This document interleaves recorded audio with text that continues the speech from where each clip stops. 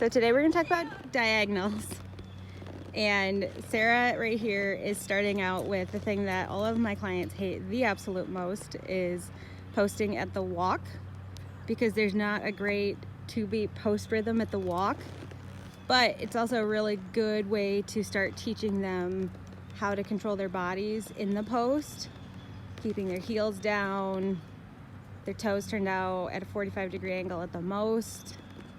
And she's learning how to control her abs on the up and the down, because most hunters move with so much impulsion from behind that you can't just lift yourself up and then relax and let yourself slam down. You actually have to carry yourself the whole time.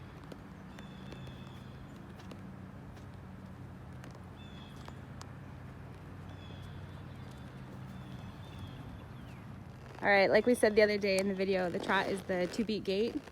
The diagonal pairs move together. Right now Sarah is on the right diagonal, meaning she's following the right shoulder up as it steps forward, and the left hind is pushing forward. So whenever they call for that in a pattern, a right diagonal means you follow the right shoulder, and a left diagonal means you follow the left shoulder up. You'll be learning in this video all of the weird, wacky ways of how to feel or teach yourself the diagonals, because let me tell you, there are some crazy methods out there. Sarah's also going to show us today change of diagonal. She's going to show us the most common way you see.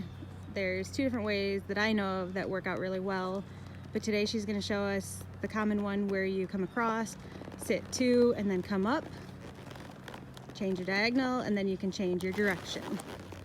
So now she's on the left diagonal.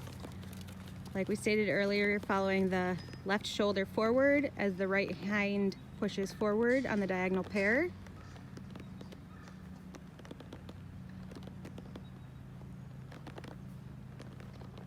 Sarah's demonstrating how to post at the canter, which is probably the second least favorite exercise in my barn. But I was taught this when I was younger, and it's all about learning how to not only control your body, but the horse's body while you're in the posting. Falls to the inside, I go up.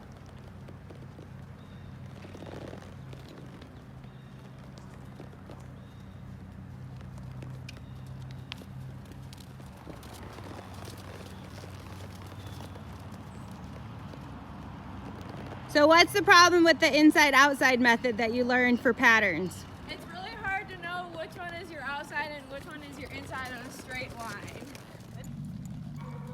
Hello, I'm here to teach diagonals. So this way I'm going for my right diagonal. I over-exaggerate my hips side to side. When my hips go to the inside, I go up. Okay, so sit, bounce side to side. When you are to go up, when you go in, go up.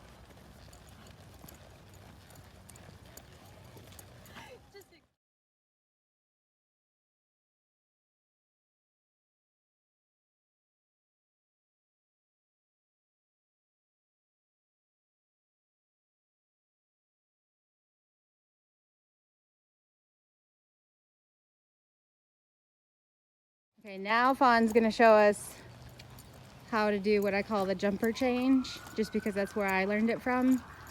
And it's where you stand in your stirrups or your irons for 2 beats instead of sitting to change your diagonal. See, it's very subtle, it's very quiet.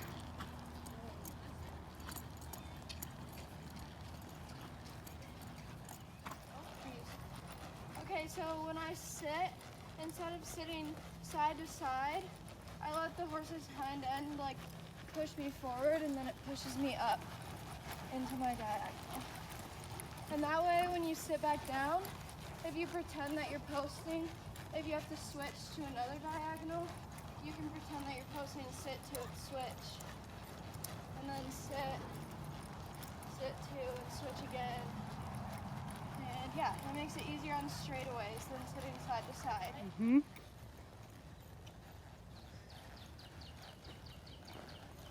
when my hips sink to the inside, I go up.